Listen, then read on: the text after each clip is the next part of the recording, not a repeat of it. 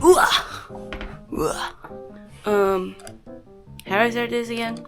Hi friends. So I wasn't going to make these types of videos, but since I am really into film cameras and I do be putting people on to film cameras, I decided to make kind of like a basic one-on-one guide on how to get started with film cameras, especially because my friend is going to an overseas trip and she was interested in getting into film cameras, and since she knew that me and my other good friend Katie are well versed in it, she was asking us about it. So I decided to make a video so that it's like a, all one-stop shop. Is that what they say?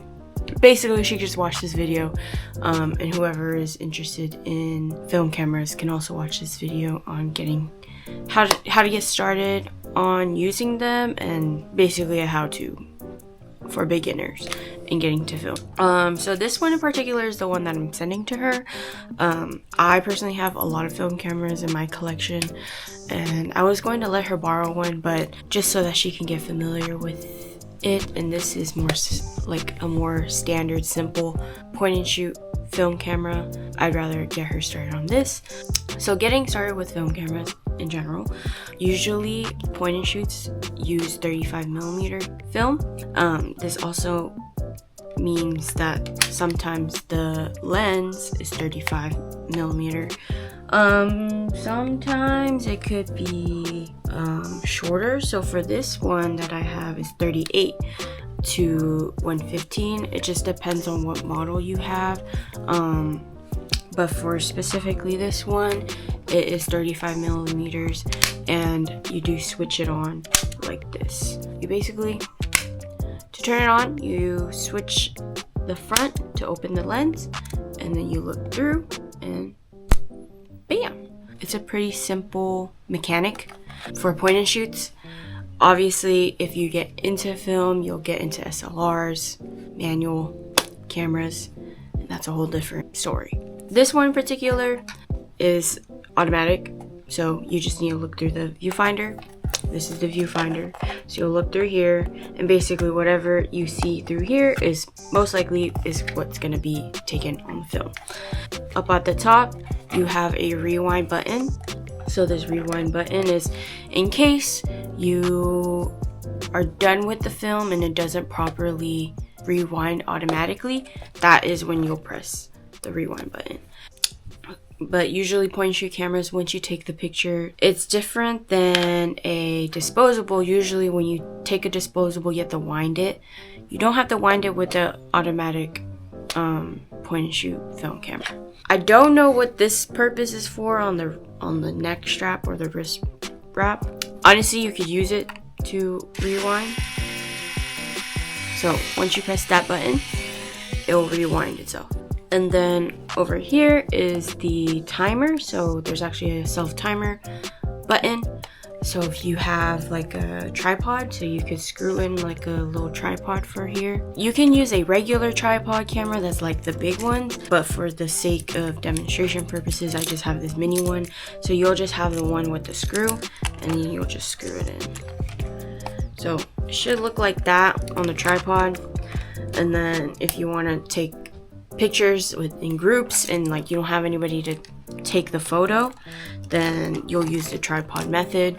In some cases, I just balance my film camera on random surfaces or objects, and usually it turns out pretty well. And then here is our exposure count.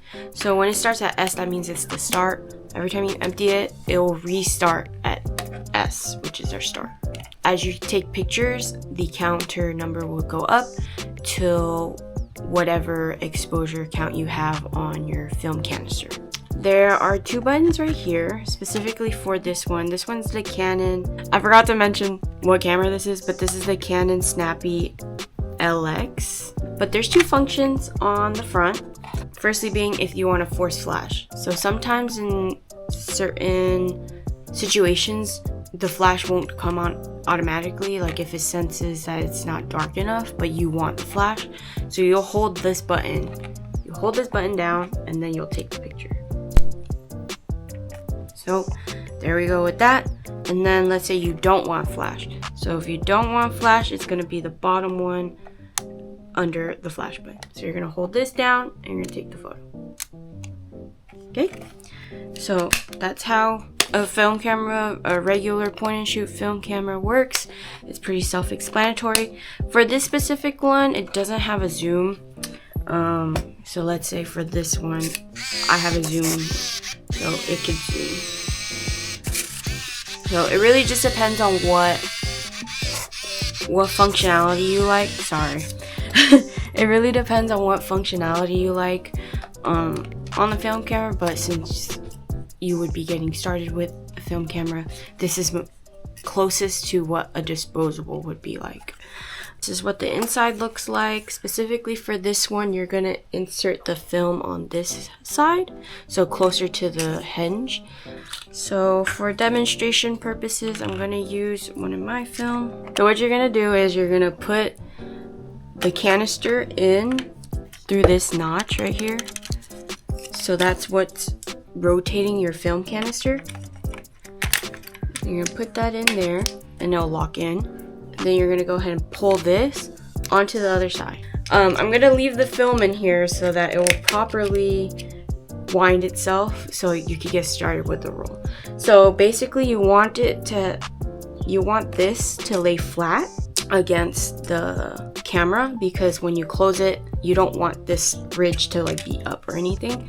So you want it to be flat, and then you want this piece to be here so that once I close the camera like this, it will automatically wind itself and it will start at 1 exposure. In terms of exposure, so you see how there's a 36 right here. That means there's 36 exposures, which means I could take up to 36. Sometimes if you finesse the film in here, like when you put it in, you can get 37 shots, but it's pretty rare. Usually I get like 36, 35, depending on the camera and how it winds itself. But yeah, and then 200 is going to be the ISO. So it's off right now, but once I turn it on, it should wind up. Cool. I think it worked. I won't take a picture because this is my friend's now. Like I said, that film is 200 ISO. When you want to get started with film, you do have to understand the ISO. So I'm still not particularly great at the, I think, triangle method, but it's like ISO aperture frames, I think. See, I don't know much. I just like taking pictures. But when you take a photo with your phone, you don't really see the lighting, yada yada yada, the aperture, the ISO. With the ISO, when you get started with film, a lot of the times people use 400 because 400 is kind of like your baseline of what would work in darker settings and what would work in really bright settings. So when you are on the ISO range, you would usually see 100, 200, 400, 800. Those are the ones I usually see. So 200 you would want to use in kind of brighter settings. So like if the sun is like really bright on you, you would want to use 200 because it has more contrast. Whereas 400, like I said, is kind of like your middle ground, like baseline. It would work in dark settings and it would also work in light settings. 800 is pretty good when you are in a lot of dark settings. So I would say concerts, if you go out at night a lot, like 800 is pretty good. That just means it will have less contrast in terms of lighting. I think I will put up a comparison photo that I like to show my friends because I still am not very well versed. Please let me know in the comments if there's a better way to explain it. That's just how I like to think. And yeah, that's pretty much it in terms of a basic film camera, basic point and shoot film camera. in particular like this one. But this is where your battery compartment goes in, plus and minus, yada yada. One thing I'll say, when people are fidgety people, they like to like, you know, open things or like latch things like this. Sometimes I like to open this like a lot. I would say don't do that, just because you might malfunction the camera. And the one thing is, when you have film in here, okay, this thing is filled. When you know you have film in here, please do not open the latch, because you'll expose your film. Exposing your film will basically get rid of the pictures that you took. I've had some instances that I know of, like friends who accidentally opened it and then closed it back right away. It didn't damage the film as much, but just in case. Also, in terms of transporting your film, so specifically because my friend is traveling, I would say you always want to keep your film on you or in your carry-on. Don't put it in your check-in bag, because your check-in bag goes into a stronger x-ray, obviously, to check your luggage.